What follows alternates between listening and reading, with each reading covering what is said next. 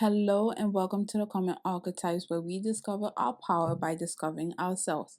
My name is Paola and I'm going to take you on this journey. So if you're watching this on YouTube, make sure you hit the like button, make sure you hit the subscribe button, as well as the bell notification button. And if you're watching this on Spotify or Apple Podcasts or any other podcasting platform, please make sure you give me 5 stars, 5 star only, and make sure you hit the follow button. All right, so we're just going to jump in. So today's archetype is going to be the mystic and the hermit. This is the archetype of the outcast. They fall under the umbrella of acceptance and detachment. Now, a small caveat that I want to place before delving into this particular archetype is, even though I have labeled it the outcast and a lot of people might click on this video because of that labeling, it's not clickbait, by the way. This archetype shows up very peculiarly. The outcast nature of a mystic or even a hermit, it doesn't stem from a peer-to-peer interaction. So an example would be if you had a loving family, loving parents, loving guardians, loving siblings, but then you went to school, elementary school or kindergarten, whatever, and you were outcasted by your peers in class because of XYZ reason or 1, 2, 3, you do not necessarily fit under this archetype, because the outcasting nature of a mystic and a hermit stems from home. It stems from family. It stems from their immediate community. Mystic and hermits feel outcasted in their family and eventually outcasted in the world. This is an archetype that shows up in people who feel like they're in the world but not of the world. They're in this family but not really of this family. They're in this friend group, but their friends don't really understand them. This is the black sheep of the family. This is how this archetype presents. And most kids, most mystic kids, or most hermit kids feel like they are the black sheep of their family. No one understands them. No one understands their ideas. No one knows where they're coming from. When they say something, they get blank stares, like they're the odd one now. This is the archetype of the other. It also shows up in a lot of only children, because an aspect of this archetype is introspection and isolation. And only children, because there's no other child in the household, and maybe the parents are busy, like the mom is busy doing something and the dad is busy doing something, there's always going to be a time where that child will have to sit with themselves. Maybe they're playing Barbies or Logos or Hot Wheels, whatever. They're sitting with themselves and playing with themselves. They don't have another child to bounce ideas off of. This will lead a child into introspection and self-reflection. This is also the archetype that shows up in gifted kids, because again, because they're really talented in this particular thing or in this other thing, that will isolate them from their siblings, that will isolate them from their peers. It will make their parents look at them in a particular way or give them certain attention, which will isolate them. A big part of this archetype is isolation, but specifically isolation in the home, isolation in your immediate community, where you feel like you are not listened to or heard, mostly by your parents, guardians, and siblings. This archetype will also show up in 5 family household, mother, father, 3 kids. And let's say one of the children is a girl. She's the only girl, the other siblings are boys. Maybe she's the middle child or the last child, really. Usually not older sister, because we talked about the mother archetype, the nurturing mother archetype, and the other protector mother. We haven't talked about that. Those tend to show up in eldest daughters. So this girl will probably be the middle kid, or maybe the last kid, it depends. But again, she will feel isolated if she is not close to her mother. If you go back to the innocent and the charmer that we talked about in the previous couple of videos ago, you will know I said that there's a certain connection that a mother and a daughter have. Most women who have the mother archetype will raise innocent girls. They have a connection and a bit of a codependency. However, a daughter will embody the mystic if she's in her family. She feels isolated from her family. She feels isolated from the other person who's supposed to identify with her as a woman, as a girl. So mystic children in a family of 5, do not necessarily feel close to their mother, especially at a younger age. This archetype will also show up in the sick kid. Let's say, again, you can have a big family or you can just be you, an only child. The kid who is sick, the kid who has to stay at the hospital, the family doesn't spend a lot of time with them because they're sick. It's not because the family doesn't want to. It's not even because the family doesn't love that child, but the child is sick. They have a terminal illness.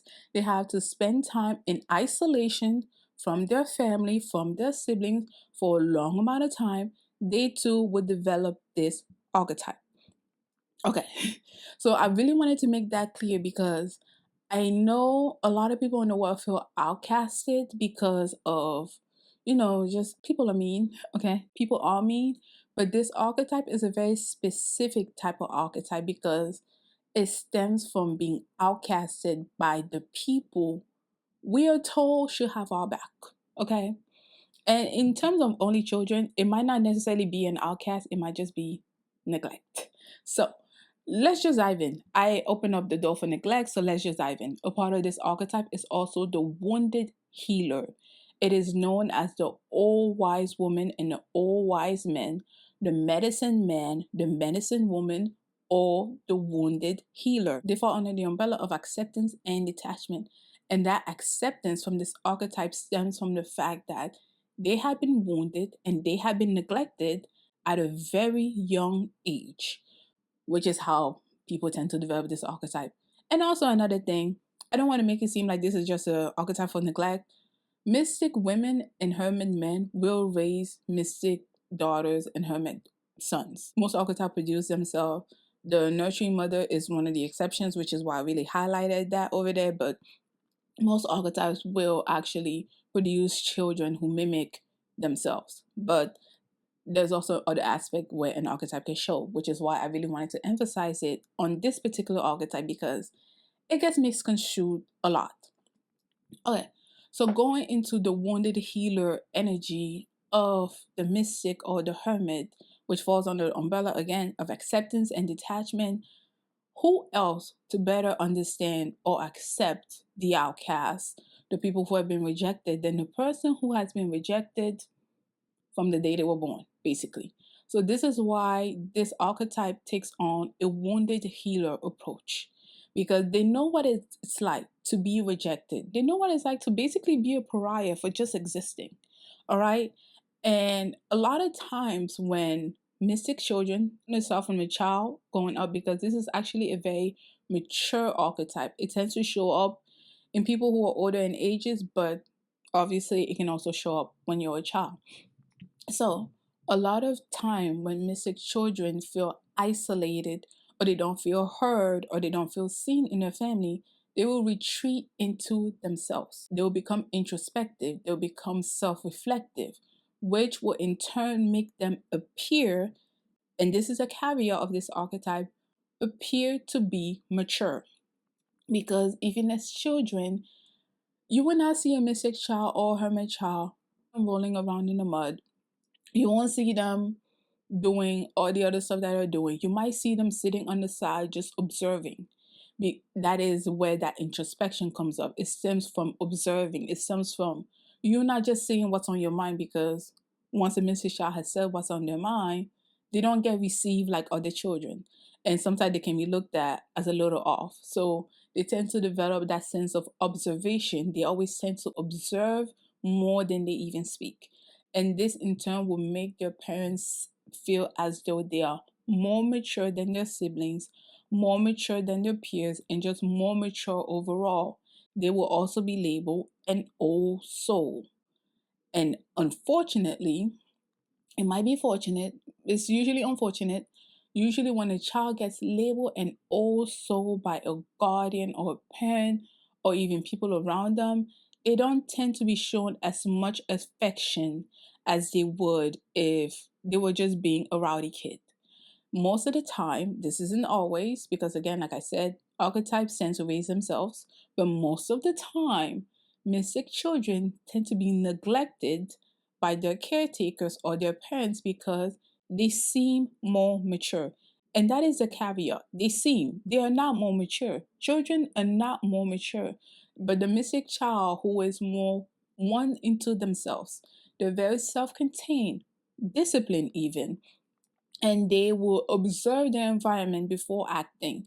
Because of that introspection, they would appear from someone else looking in as, oh, she's really mature. She's not just running around, running in the mud, or doing all this kind of stuff. But that's it, it's just appearances.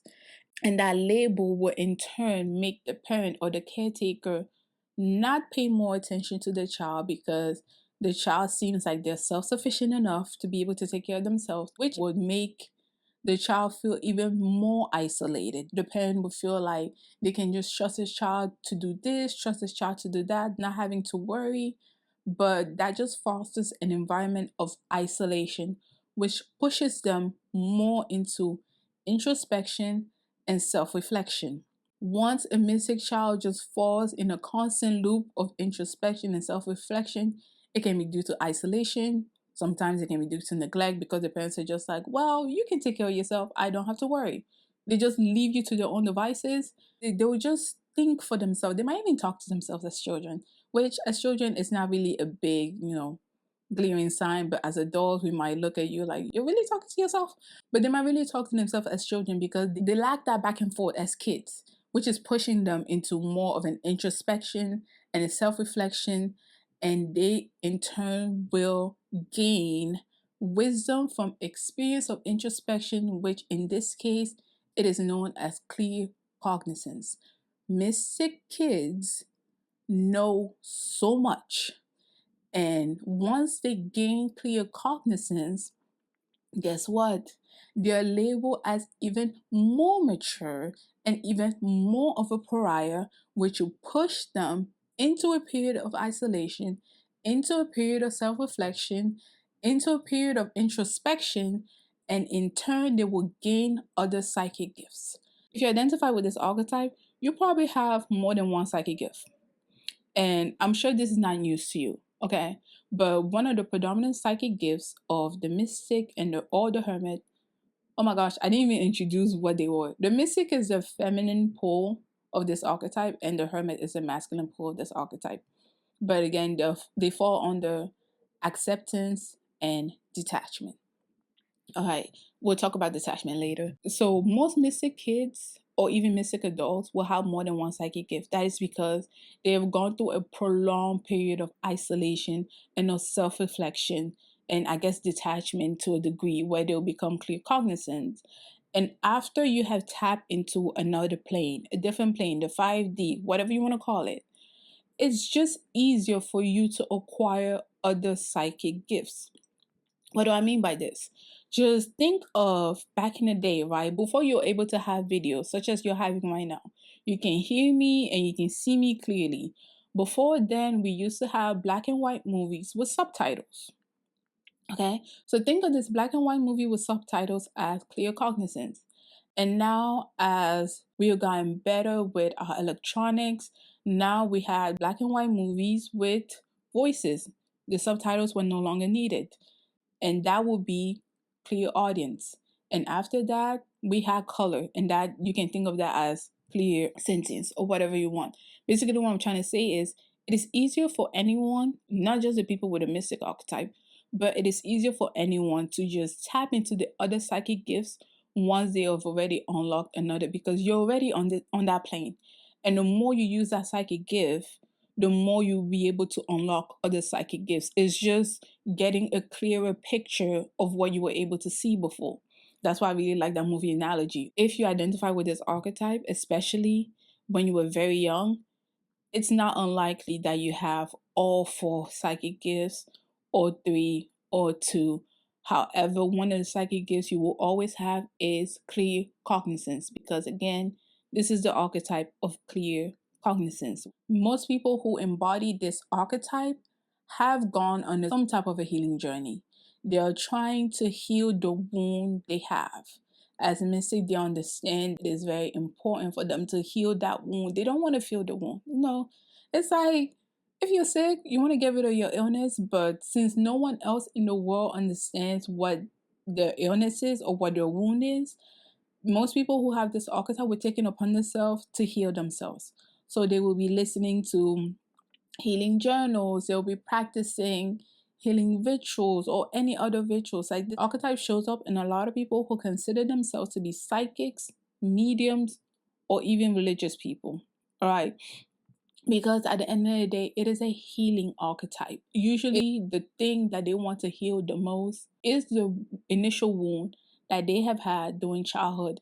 And while they go through that process of trying to heal themselves, they in turn heal other people because they know what it's like to be suffering with a wound no one else understands. Who else is going to understand you more than the person who has been wounded and rejected since the beginning? Okay, so another thing to know that I didn't really tap into when I was recording is people who do embody this archetype of the mystic and the hermit, and they practice other stuff such as being psychic or being medium or being in some practices that can be labeled as occult or just different from popular religion. They can be demonized because, again, this is the archetype of the outcast. So they will be demonized. They might be called witches.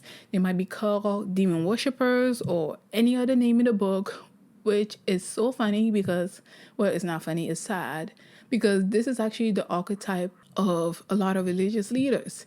And before Christianity, I can only use Christianity as an example because that is the religion I know the most about. Before Christianity was popularized, before Christianity went around the world, it was the religion of the outcasts. It was the religion of the other folks, which is so weird because a lot of people who will embody this archetype are also clear cognizance. Again, they're getting in information from that other side that we don't know.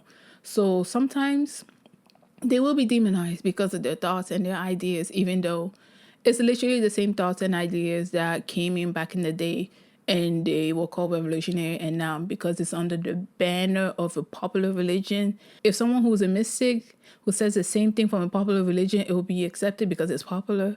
But if someone who is a mystic or hermit, they say that from not being in a popular religion, they get demonized. It's just sad. And another thing to know is that conspiracy theory, not all conspiracy theories, but some conspiracy theories do come from people who do embody this archetype, because again, it's an archetype of clear cognizance. That is why some conspiracy theories come true, because the people who are mystics or hermit, they're tapping into that 5D, that other plane, and they're able to share their theories and their ideas with the world. Yes, they get demonized again.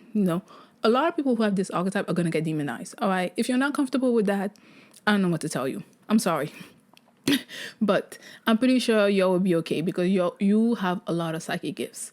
But a lot of people who embody this archetype will get demonized, again, like conspiracy theories. But then when they figure out, oh my gosh, it was true, it's not just a conspiracy theory, it's clear cognizance. Yes, some conspiracy theories can come out of paranoia, but others really do come out of clear cognizance, which is psychic knowing. And it's not always explained, which again will lead to the demonization of anybody who does embody this archetype and leans into it. But it's all right. It's okay. You're very gifted. You're a healer. You really have nothing to worry about. Even though this is the archetype of the outcast, so in terms of beauty standards, most mystic and most hermits would not be considered the beauty standard. They would be considered other. However, this can also show up in the concept of the popular loner, where you may look the part, but again, if you don't feel like you can resonate with the people around you, if you don't feel like you fit in with your friend group, you might fit in physically, but mentally, you just say some stuff, they look at you like, huh? You're still going to take on this archetype. So this archetype is not necessarily a physical one. This archetype is more of a spiritual one. Mystics and hermits are masters of the spiritual. They are healers by nature. They are accepting by nature. They are very non judgmental. However, they are also detached. And that detachment is usually physical. That detachment is, you won't see most mystical hermits chasing after money, car, or girls or men. They don't care about that. They're more concerned with healing, and they're more concerned with living life authentically. The goal of most mystic or most hermit, because they have been rejected, is actually to live life authentically, as truly as it can be. Even if they get rejected by the whole world, that is usually the goal that they partake, because that is the root of their wound. The wound of rejection and the wound of isolation and system from a family or a community that doesn't understand them. And that is why, in turn, their goal is to live authentically. These are also people that may be considered aloof or brutally honest. It's not that, it's just a part of this archetype is about being authentic and showing up as your true authentic self. And you, more than any archetype, you're gonna struggle in corporate. I'm sorry. Okay. Mystics and hermits are not good at, let's just say, lying, because it's a very honest archetype, it's a very authentic archetype. So they're not going to be successful in places that are cutthroat. They don't even like small talks. Okay, most people who embody this archetype do not care for small talk. They're very deep, they're very introspective, they like delving into deep topic, because at the root and at their core, they're trying to heal their wound, whatever childhood wound that is. It's usually childhood, unfortunately, but whatever wound that is. And in turn, this is also how mystics and hermits attract. You will have no problem attracting people, which is so weird. You would think the archetype of the outcast would be the one least likely to attract anyone. But just like the king and the queen, they sit on the throne and people come to them, people also come to the mystic, because again, they're the embodiment of the wounded healers. They are the healers in community. So you, even more than the king and the queen, they're not gonna like that.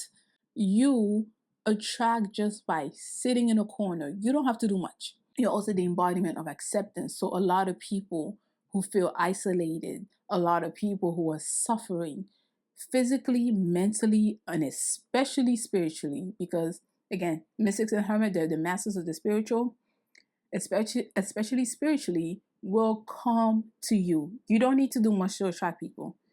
And this also goes in turn with your partners. You don't need to do much, honestly. You don't need to do much. And a special little note that I do want to put on for the mystic archetype, which is the feminine component of this archetype. I'm not really sure about the hermit, but the mystic especially is also known as the keeper of secrets. I'm going to paint you a picture. If this resonates with you, this is a dominant archetype for you. And by dominant, I mean it's in your top 3. It might even be the first. But the mystic is also known as the keeper of secret. And an example of this is in some women. I've usually seen this with women, which is why I don't know if it shows up in men, but it might show up in men who do embody the mystic, which is the feminine vessel. But anyways, going on to the story. And some women would just be sitting at a park and they're just observing the flowers, observing nature, observing flora, or they can be in a grocery store and another person will walk by, just sit by them, like I said. Mystic and hermit, they attract just by sitting there. They don't have to do much.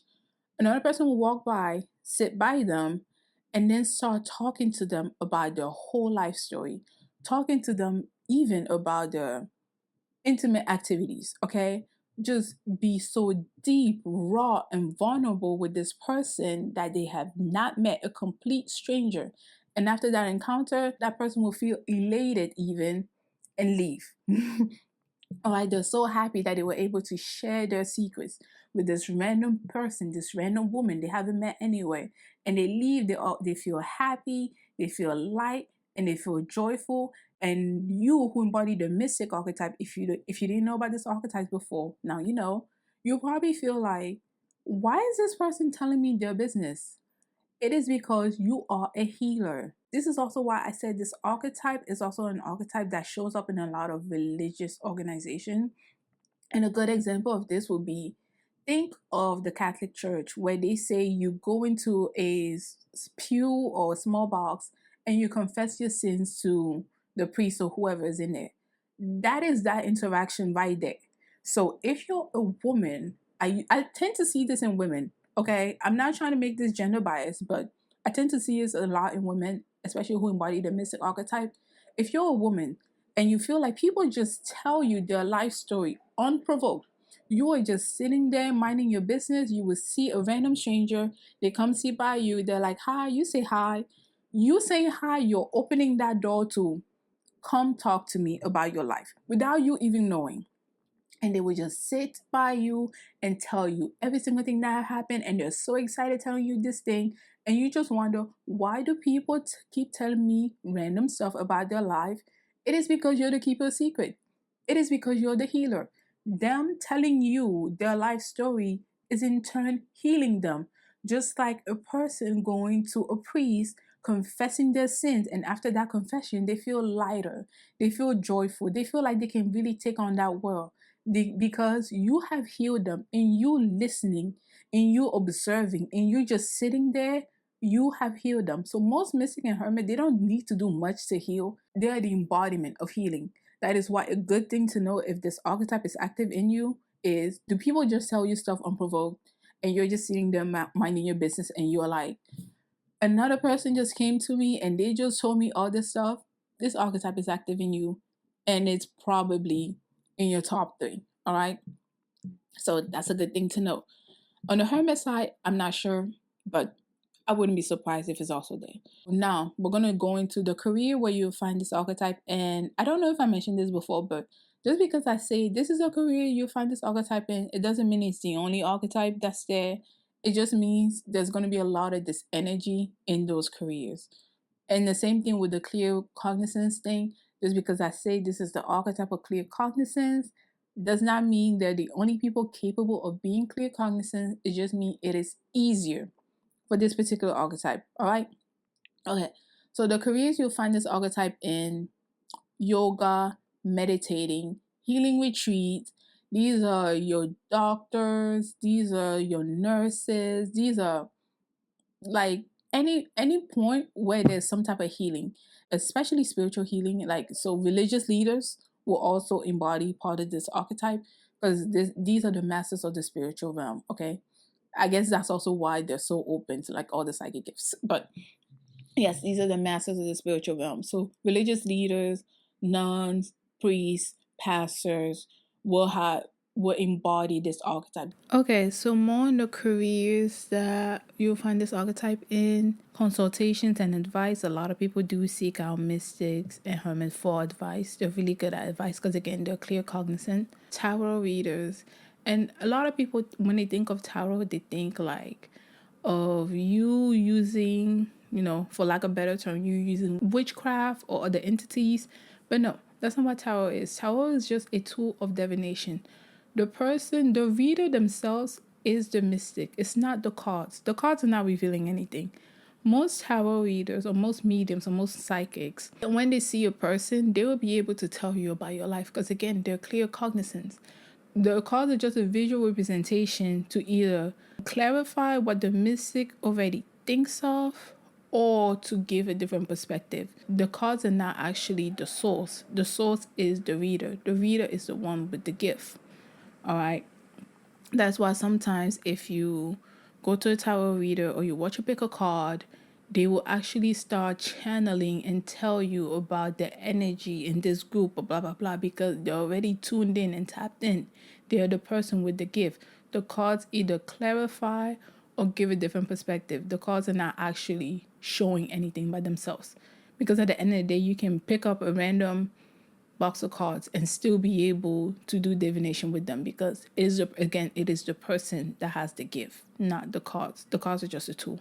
And another thing to note is, because the mystic and the hermit archetype, they're very focused, they're very driven, they move on purpose, they're self-contained, meaning they usually don't tend to talk a lot, they're very reserved. Is a lot of people are going to project on you to fill in that gap that you're not giving them.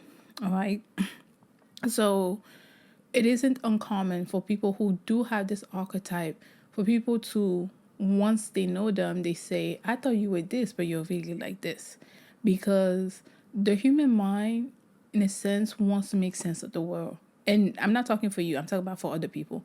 So the human mind, in a sense, always want to make sense of the world. And we have all these classifications of what we think something belongs. So when you come in with the embodiment of acceptance and detachment, You are not really attached to the stuff of the world or even like popularity and stuff like that.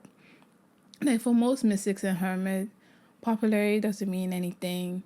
Peer pressure doesn't mean anything. These people don't even feel lonely, okay? Loneliness, who's that? They don't know who that is.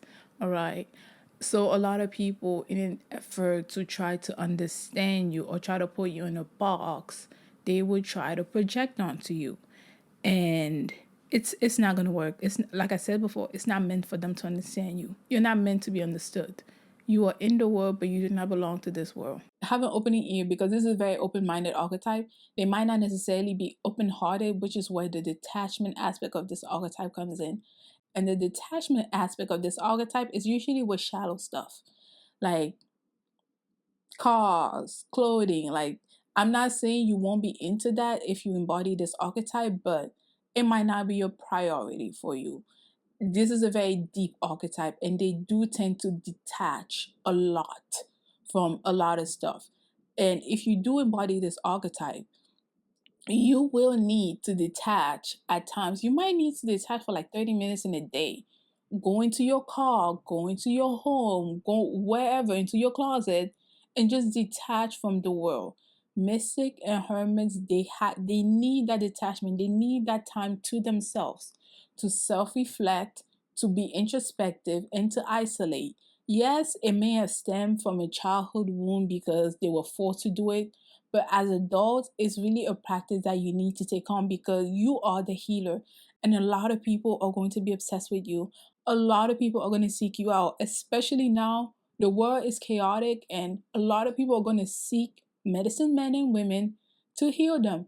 And you will attract a lot of energy vampires. Again, you are the master of the spiritual, so a lot of people are really gonna come to you for spiritual help. They can come to you for physical help, obviously. Doctors and nurses fall under this archetype, but in the spiritual realm, they will also come to you and they will dump all their stuff on you. If you're receptive to that, that's fine. You also do take on that acceptance role. However, if it's too much, do not be afraid to detach because you embody both acceptance and detachment. Don't be afraid to place boundaries up. Don't be afraid to be like, I'm not available now. Okay.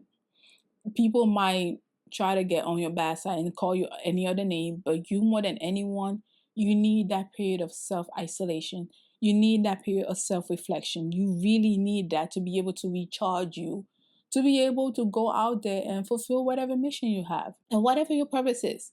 This is also why I said most of them will not be successful in corporate America because this archetype needs a purpose to function more than any other archetype. Other archetype may be able to put on a fake smile, go in there, clock in, clock out, but you more than anyone, you need a purpose. So if you do happen to work in a 9 to 5 job that you hate, I'm there, okay? If you happen to work in a 9 to 5 job that you hate, just find your purpose elsewhere. That's it. Find your purpose elsewhere until maybe that thing can take on that role of that 9 to 5 job. Because for you more than anyone, you feel on a different plane than a lot of other people. You probably have a lot of psychic gifts activated. So you are so tapped into the spiritual that you cannot you honestly you can't be bothered with the pettiness of the world. Okay, you are in the world, but you know you are not of the world, and that is okay. And some people are going to try to understand you. At the end of the day, they never will. It's not their job. It just is what it is. So now I'm just gonna give you a couple of movie examples where this archetype shows up. I've said a lot, so I'm pretty sure you already have some movies in mind. But the ones I really wanted to highlight was Matilda. I mean, Matilda is literally a witch, right? Right? Okay. I did say this is a gifted child too. So she has powers, but that power, even though in the movie Matilda is a blend of a mystic and a sage, but she's mostly a mystic because she was pushed into that period of introspection, isolation. She had to be self aligned to be able to survive to the point she developed her powers. She literally developed her powers. That is mystic archetype in a nutshell, right there. Matilda, good example. Another example of the mystic, because this is also the archetype of the all wise man and the all wise woman. Harry Potter series, Dumbledore is a great example.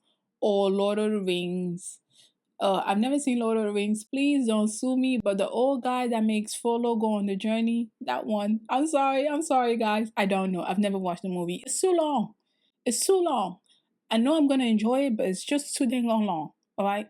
And another movie that I've actually watched recently, where I was able to find a good example of the hermit archetype in a young age, is the movie Perfume, which, okay, he does go on a killing spree.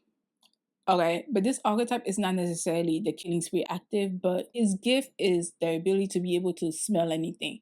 And that intense observation that the main character, Grenouille, has with his nose, where he's able to smell all the scents, is very much in line with this hermit and mystic gift, right? Again, remember, this is the archetype of the gifted child in a sense. It can also be the only child. Anyone who feels other or like they're like on the other side of society will fall into this.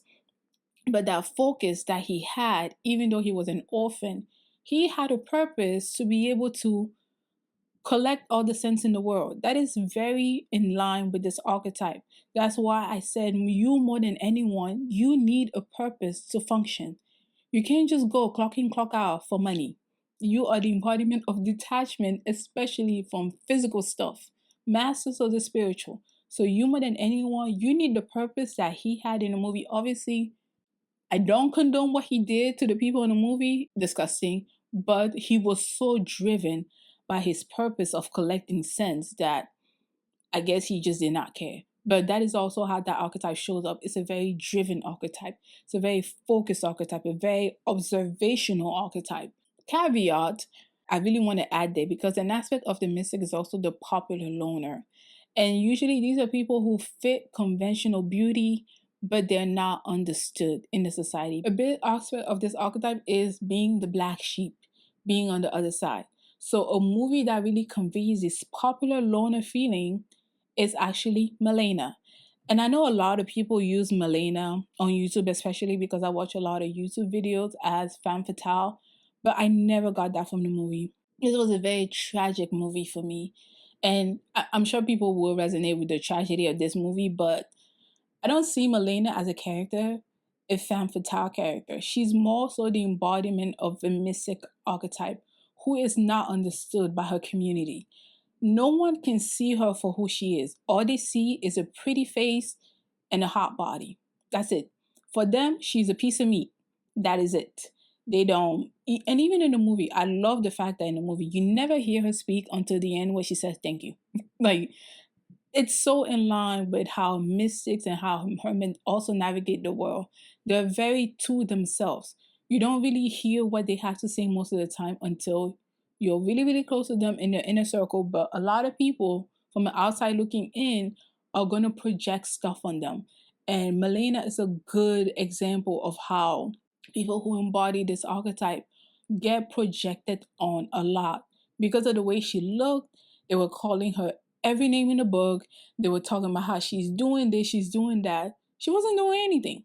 She was just walking around town, asking for a job, and taking care of her dad.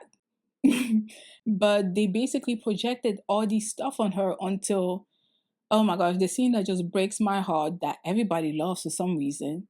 She just colored her hair red. She goes into the middle of the square and she's like, okay, you guys see me as this sleazy woman. You guys see me as a woman of the night. Fine, I'm going to embody that.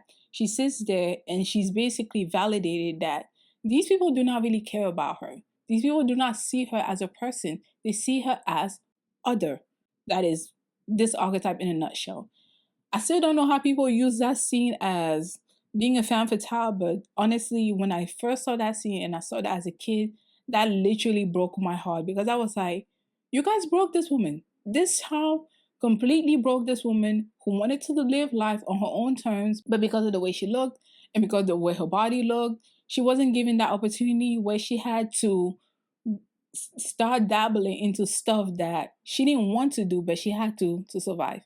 Anyways, it's a long tangent. Love that movie. Oh, I forgot to mention this, but the mystic archetype, especially which is the feminine component of this archetype, the old wise woman, It's not really shown a lot in Western media, and I think it's because Western media does not like old women. Okay, Western media does not like old women, and Western media in general treats its aging population kind of crappy.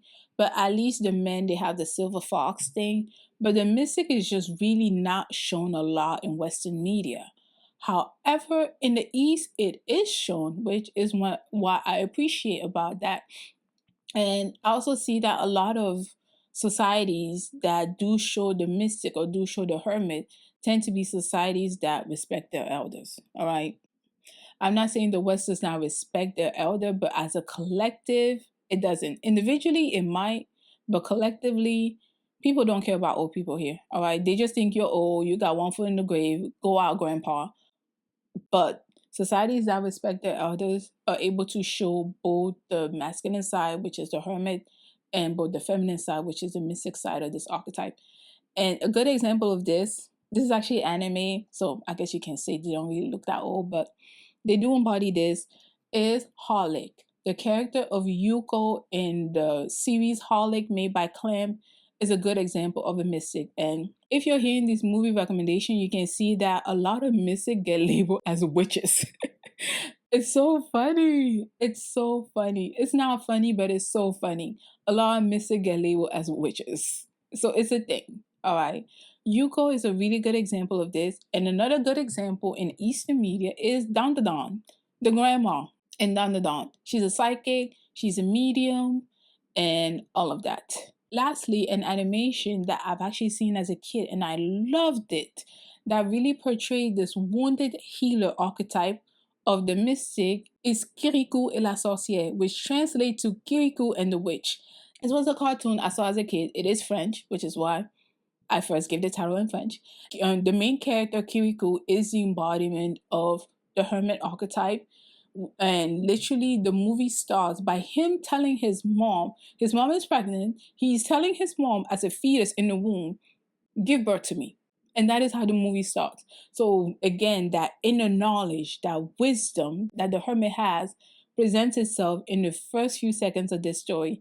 And he obviously goes through a series of adventures where he uses his knowledge, his clear cognizance, and his wit to be able to help the village people.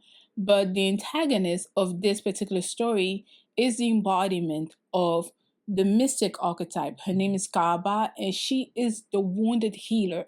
She, at one point in her life, was a healer in the village. However, demons attacked her. They put something in her back. They literally wounded her in her back. And now she's in perpetual pain and she's basically wreaking havoc. She isolated herself on a mountain and she's wreaking havoc on the village people, and they all call her witch. Embodying the mystic archetype and being called a witch is basically synonymous right now. Okay. And now the main character, Kirikou, this little boy, he goes up to the mountain. He learns more about her. He learns that she's not just a witch. She's just a person who happens to be attacked. He discovers all this stuff and he literally heals her. And one point to note, Mystic and Hermit by nature are wounded healers. They're the wounded healers, so they have a lot of healing capabilities.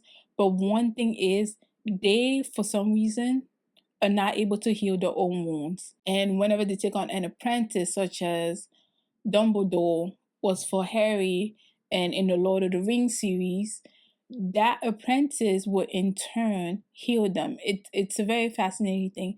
I don't know if it has something to do with the maturity level of this archetype and the youthful level of the other archetype. I do know that when extremes meet, something happens. This is the most mature archetype that I'm ever going to talk about. And like I mentioned, in the innocent and the charmer, those were the most youthful archetype. So these two archetypes actually come together. What am I saying? The kid archetype come to the old people archetype, okay? And if they do take on that charmer or that innocent as their apprentice, in turn, their apprentice will also develop healing capabilities, and in turn, the student will become the master or even greater than the master. But yeah, most people who embody either the mystic or the hermit archetype, they tend to show love through acts of service, through doing stuff for other people. And this is also the way they mainly receive love. Another thing to note, wow, my bias is really showing with this particular archetype, is I didn't realize I did not go into the cons of this archetype. All right, so we're just going to go into the cons right now. The con, again, like I stated in all the other previous archetype, is just the pros unchecked. Unchecked, the healer might feel overwhelmed by the world because an aspect of this archetype is you're in the world but not of the world. So when people who embody this archetype feel overwhelmed by the world, they will retreat. They will isolate themselves. Isolation for people who embody this archetype is good. However, they can isolate themselves to a point where they do not have interaction with anyone. They completely detach and disassociate from society at large. Think of hikikomoris in Japan. These are people who are reclusive.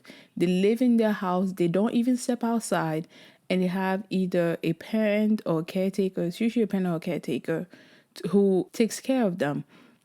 And the first time I heard about this, I was very fascinated. And then I found out a stat that says most of these hikikomoris are women. I thought it would be men, but mostly women are hikikomoris. And again, like I said, the East is one of the societies in our world that does respect the elder. This is a very mature, wise woman and wise man archetype. And it actually makes sense why people, in this case women, who may identify more with the mystical side of this archetype, which is the feminine vessel, would retreat, because there's so many factors. We live in a patriarchy. We cannot overlook that simple fact that says men are at the top, women are at the bottom.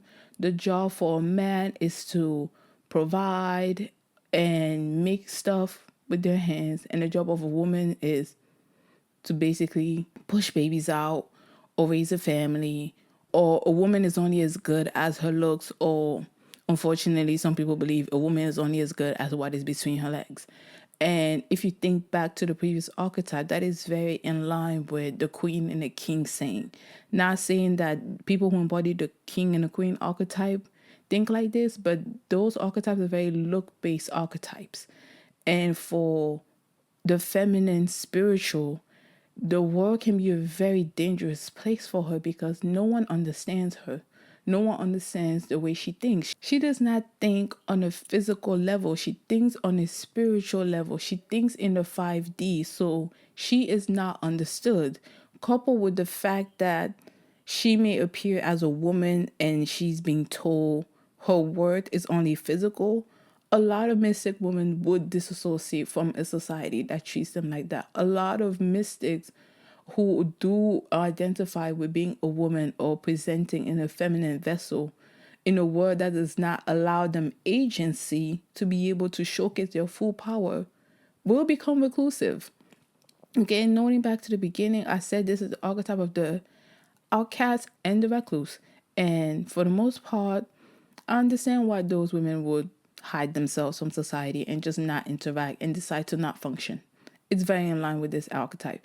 But yes, so the main con of this archetype is they will hide, they will be reclusive. You will never see them ever again. They will completely disassociate from the world around them, from society at large, and just lock themselves into their own shell until they find out the world is somewhat safe for them. But unfortunately, and especially for the feminine counterpart, not to say it will be easier on the hermit because he's also a very spiritual being, but especially for the feminine counterpart, where it seems as though most societies just value women who look a certain way, she will have a bit of a problem. And this problem can still stems even if she is in line with the beauty standard, because again, mystic women do not think on a physical level. They do not connect to that. They connect to a more spiritual level. So anything that is physically associated, these girls will just run away. So that is it for this video. Please let me know what you thought in the comment section below. And most importantly, please let me know if you identify with this archetype or not. I thought it was a very fascinating archetype to delve into. And I hope I did it justice. I think I did it justice. Yeah, I did it justice. All right. So please let me know what you thought in the comment section below. Please, again, make sure you like and subscribe to the channel. And if you're listening to this on Spotify or Apple Podcasts, please feel free to give me a 5-star review, 5-star only. And I see you next week. Bye.